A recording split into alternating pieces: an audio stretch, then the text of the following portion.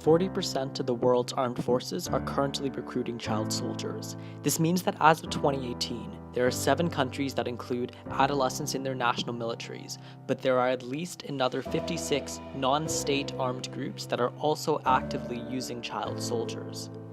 Why does this continue to happen? Children are frequently viewed as effective soldiers for a number of reasons. They're uniquely impressionable, trusting, and vulnerable, making them easier to manipulate into joining armed conflict through either force, coercion, or persuasion. Kidnapping or manipulating children can be viewed as a simpler alternative in many cases to convincing adult soldiers to join an armed cause. Furthermore, children are often exploitable physically and emotionally. They make dangerous soldiers because they can often act reckless or proactive in conflict situations, particularly when under the influence of drugs provided by these armed groups.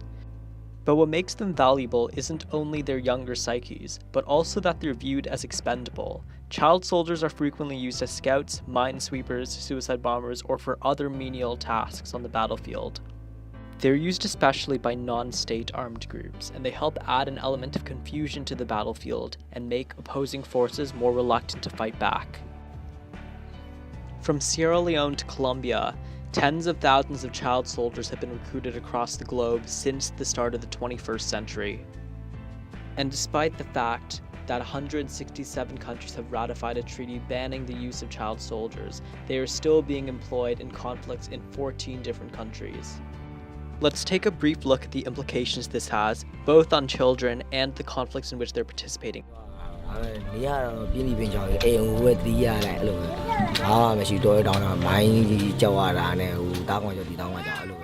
Not only is it important to acknowledge the fact that these children can't consent to the participation in violent conflict to begin with, but also they experience, on average, more severe forms of psychological trauma as a result of exposure to violence. Specifically, the American Medical Association found that among boys who were recruited for military service, they had a 4-to-1 odds of receiving PTSD compared to boys who had not been recruited at all.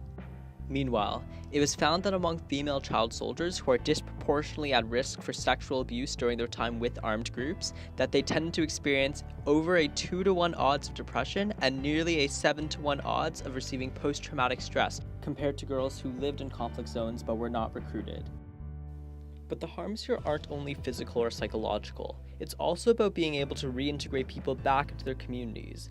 Consider this account of the lives of Liberian child soldiers after the Civil War. After the end of the war, how are former child soldiers in Liberia rehabilitating into normal life? Are they? These are people who don't feel safe in their own communities. They prefer to live in the slums.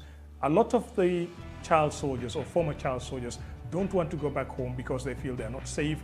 And for the communities they live in, inside Monrovia and around Monrovia, they feel they are shunned by these communities. They are afraid not only of what they did in the past, but also for their future. Although children are always harmed by the presence of conflict to some extent, I think that we can attempt to mitigate some of these harms by taking 2 broad approaches. The first of which is preventing the recruitment of future child soldiers, and the second of which is reintegrating child soldiers who are returning to their communities. So regarding improving security and preventing recruitment, a method that's being tested in Colombia is having NGOs use software to map out different areas of the country to find specific high-risk regions, or regions that appear to have a high presence of armed groups or are just more rural or sparse than other areas. So the governments know that they should concentrate their security efforts there because those areas are more likely to involve child recruitment. Another thing that NGOs can do is set up an early response system whereby families and children can use either a hotline or mobile devices to immediately alert government and security officers of where armed groups are currently trying to recruit them. These options are both viable given that this type of mapping software already exists in other forms and is being tested in Colombia, and over half of the 14 countries with child soldiers also have over 60% mobile device use on average. These measures can be useful in improving security, but it's also crucial to improve education as well, given that a lot of children are misled into joining these groups under the false promises of getting an income, an education, or protection by joining an armed group. It's important to expand local curricula to make sure that children know what life is actually like in these armed groups and all the harms of joining them. To be educators in this expanded curriculum, we can specifically hire recovering child soldiers and give them a place within the education system to pass on knowledge to future generations. This is uniquely a way to solve the disconnect that child soldiers often feel when they return to their communities, whereby they're afraid that they aren't going to be accepted because of the things that they've done. This is uniquely a way for them to contribute to the welfare of children within their community and become accepted.